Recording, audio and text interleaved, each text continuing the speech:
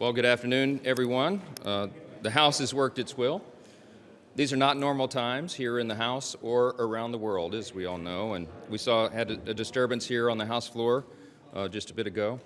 I just want to say simply what I think most people around the country understand and agree. We should only wave one flag on the House floor, and I think we know which flag that is. I said these are not normal times. They're not. The world is destabilized, and it's a tinderbox. It's a dangerous time. Three of our primary adversaries, Russia and Iran and China, are working together, and they're being aggressors around the globe. And they're a global threat to our prosperity and our security. Their advance threatens the free world, and it demands American leadership.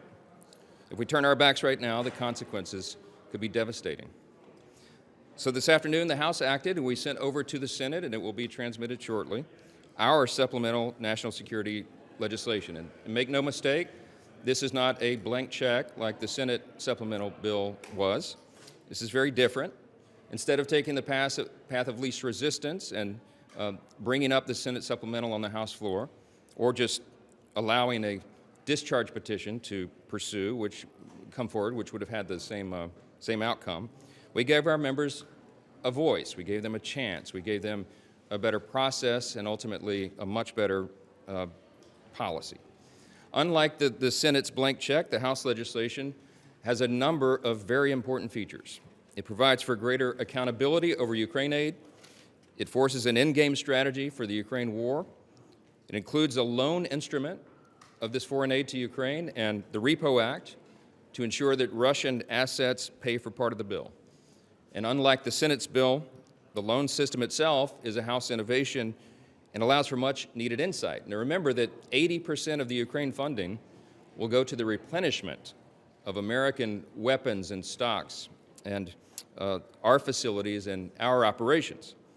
It also includes tough measures and sanctions on Iran and Russia and China, which most of the American people understand is a necessity and a very important thing.